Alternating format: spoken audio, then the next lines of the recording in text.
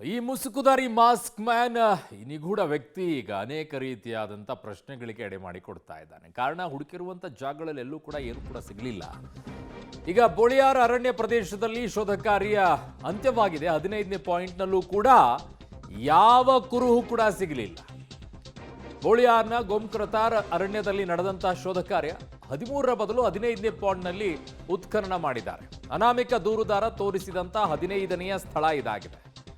ಆ ವ್ಯಕ್ತಿ ಇನ್ನೂ ಹೇಳ್ತಾ ಇದ್ದಾರಂತೆ, ಇನ್ನೂ 17 ಜಾಗಗಳನ್ನು ನಾನು ತೋರಿಸ್ತೀನಿ ಅಂತ ಹೇಳಿ. ಏನು ಉದ್ದೇಶವನ್ನು ಇಟ್ಕೊಂಡು ಬಂದಿದ್ದಾರೆ? ಅಟ್ಲೀಸ್ಟ್ ಇಷ್ಟರೊಳಗೆ ಒಂದಲ್ಲಾದರೂ ಸಿಕ್ಕಿದ್ದಿದ್ರೆ ಹೌದಪ್ಪ ಹುಡುಕಿ ಅಂತ ಹೇಳಬಹುದಾಗಿತ್ತು. ಹುಡುಕಿರೋ ಎಲ್ಲ ಜಾಗಗಳಲ್ಲೂ ಕೂಡ ಏನೂ ಸಿಗದೇ ಇದ್ದಾಗಲೂ ಕೂಡ ತೋರಿಸಿರುವಂಥ ಎಲ್ಲ ಗುಂಡಿಗಳನ್ನು ಕೂಡ ಅಗದು ಅಗದು ಅಗದು ಅಗದು ನೋಡ್ತಾ ಇದ್ದಾರೆ. ಈಗ 15ನೇ ಪಾಯಿಂಟನ್ನು ಕೂಡ ತೋರಿಸಿದ್ರಂತೆ, ಅಲ್ಲೂ ಹೋಗಿದ್ದಾರೆ. 13 ಮುಗಿದಿತ್ತು ಅದು, ಆಮೇಲೆ 14 ಬಂತು, ಆಮೇಲೆ 15 ಈಗ ಆಗಿದೆ. ಎಷ್ಟು ಅನ್ನುವಂಥದ್ದಕ್ಕೆ ಒಂದು ಫುಲ್ ಸ್ಟಾಪ್ ಇದ್ದಂಗೆ ಕಾಣಿಸ್ತಾ ಇಲ್ಲ. ಕಾರಣ ಆ ಮುಸುಕುದಾರಿ ಮಾಸ್ಕ್ ಮ್ಯಾನ್ ಹೇಳಿದ್ದು 100 ಅಂತ ಹೇಳಿ, ಆದರೆ ಅದನ್ನು ನಿಂತ್ಕೊಂಡು ಹೇಳುವಂಥವ್ರು 1000 ಅಂತ ಹೇಳ್ತಾ ಇದ್ದಾರೆ. ಅವ್ರಿಗೆ ಲೆಕ್ಕ ಆದರೂ ಗೊತ್ತಿದೆಯೋ ಇಲ್ಲೋ.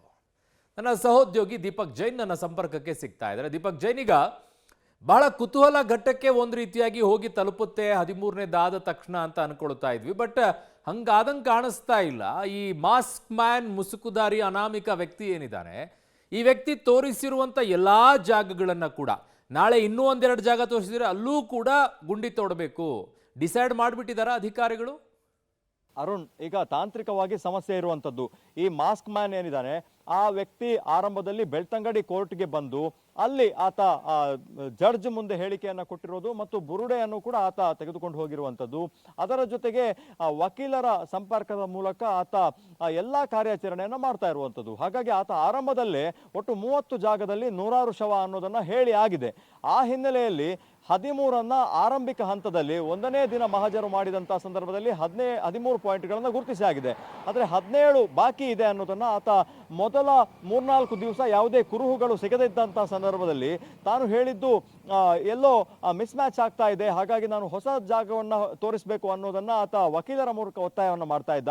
ನಿನ್ನೆ ಮತ್ತು ಮೊನ್ನೆ ನಿರಂತರವಾಗಿ ಆತನ ವಿಚಾರಣೆ ಮಾಡಲಾಗಿತ್ತು.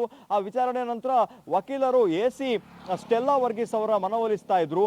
ಆದರೆ ಅವರು ಆ ಒಂದು ಒತ್ತಾಯಕ್ಕೆ ಮಣಿಲಿಲ್ಲ.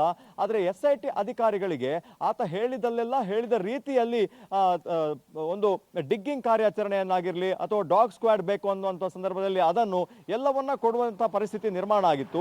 ಹಾಗಾಗಿ ಆತ ಹೇಳಿದ 30 ಜಾಗವನ್ನ ಅಗೆಯದೇ ಇದ್ರೆ ಆತ ಮತ್ತೆ ಜಡ್ಜ್ ಮುಂದೆ ಹೋದಂತಹ ಸಂದರ್ಭದಲ್ಲಿ ನನಗೆ SIT ಅಧಿಕಾರಿಗಳು ಅಥವಾ ಕಂದಾಯ ಅಧಿಕಾರಿಗಳು ಸಹಕರಿಸಲಿಲ್ಲ ಅನ್ನುವಂಥ ಒಂದು ಆರೋಪ ಮಾಡುವಂತಹ ಸಾಧ್ಯತೆ ಇದೆ.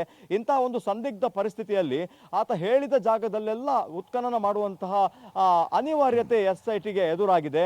ಯಾವುದೇ ಒಂದು ಗಟ್ಟಿ ಪುರಾವೆಗಳು ಸಿಗದೇ ಇದ್ರೂ ಕೂಡ ಆತ ಹೇಳಿದಲ್ಲಿ ಮಾಡಲಿಲ್ಲ ಅಂತಂದ್ರೆ ಇನ್ನು 17 ಜಾಗದಲ್ಲಿ ಇದೆ ಅನ್ನೋದನ್ನ ಆತ ಕೋರ್ಟ್ನ ಮುಂದೆ ವಾದ ಮಾಡಿದ್ರೆ ಆ ಒಂದು ಕಾರಣಕ್ಕೋಸ್ಕರ ಆತ ಹೇಳಿದ ಎಲ್ಲಾ ಜಾಗಕ್ಕೂ ಕೂಡ ಹೋಗಬೇಕಾಗ್ತದೆ. ಸದ್ಯಕ್ಕೆ ನಮಗೆ ಸಿಕ್ಕಿರುವ ಮಾಹಿತಿ ಪ್ರಕಾರ 15ನೇ ಪಾಯಿಂಟ್ನಲ್ಲಿ ಯಾವುದೇ ಕುರುಹುಗಳು ಸಿಕ್ಕಿಲ್ಲ ಅನ್ನುವಂಥದ್ದು.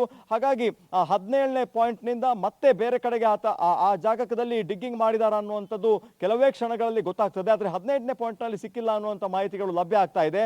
ಆತನನ್ನ ಕೆಲವೇ ಕ್ಷಣಗಳಲ್ಲಿ ಕಾಡಿನಿಂದ ವಾಪಸ್ ಕರ್ಕೊಂಡು ಬರುವಂತಹ ಕೆಲಸ ಆಗ್ತದೆ. ಇವತ್ತು ಎಷ್ಟು ಪಾಯಿಂಟ್ನಲ್ಲಿ ಡಿಗ್ ಮಾಡಿದ್ದಾರೆ ಮತ್ತು ಡಿಗ್ ಮಾಡಿದ ಜಾಗದಲ್ಲಿ ಎಷ್ಟು ಸಿಕ್ಕಿದೆ, ಕಳೆ ಬರದ ಚೂರುಗಳಾಗಿರ್ಬೋದು ಅಥವಾ ಬೇರೆ ಬಟ್ಟೆ ಚೂರುಗಳು ಸಿಕ್ಕಿದೆ ಅನ್ನುವಂಥದ್ದು. ಆದರೆ 15ರಲ್ಲಿ ಏನು ಸಿಕ್ಕಿಲ್ಲ, ಮಹತ್ವದ ಅಂಶಗಳು ಅನ್ನುವಂಥದ್ದು ನಮಗೆ ಈಗ ಮೇಲ್ನೋಟಕ್ಕೆ ಬರ್ತಾ ಇರುವಂತಹ ಮಾಹಿತಿ. ಕೆಲವೇ ಕ್ಷಣಗಳಲ್ಲಿ ಧರ್ಮಸ್ಥಳ ಗ್ರಾಮದಿಂದ ಈ ಕಾಡಿನವರೆಗೂ ಕೂಡ ಎಷ್ಟು ದೂರ ಇದೆ ಚಿಕ್ಕದಾಗಿ ಹೇಳೋದಾದ್ರೆ? ಸುಮಾರು 5 ಕಿಲೋಮೀಟರ್ ದೂರ ಇರುವಂತದ್ದು ಧರ್ಮಸ್ಥಳ ಗ್ರಾಮವೇ. ನಾವೀಗ ನಿಂತಿರುವಂತಹ ಜಾಗ ಇದು ಧರ್ಮಸ್ಥಳದಿಂದ ಸುಬ್ರಹ್ಮಣ್ಯಕ್ಕೆ ಹೋಗುವಂತಹ ರಸ್ತೆ. ಈ ದಟ್ಟ ಕಾರಿನಲ್ಲಿ ಸುಮಾರು ಒಂದು ಧರ್ಮಸ್ಥಳ ಕ್ಷೇತ್ರದಿಂದ ಸುಮಾರು 3 ಕಿಲೋಮೀಟರ್ ಇರಬಹುದು. ಆದ್ರೆ ನಿನ್ನೆ ಮಾಡಿದ ಕಾರ್ಯಾಚರಣೆಗಿಂತ 5 ಕಿಲೋಮೀಟರ್ ದೂರದಲ್ಲಿ ಈ ಜಾಗ ಇರುವಂತದ್ದು. ಅರುಣ್. ಓಕೆ ದೀಪಕ್ ಜೈನ್, ನಿಮ್ಮೆಲ್ಲ ಮಾಹಿತಿಗೆ ಧನ್ಯವಾದಗಳು.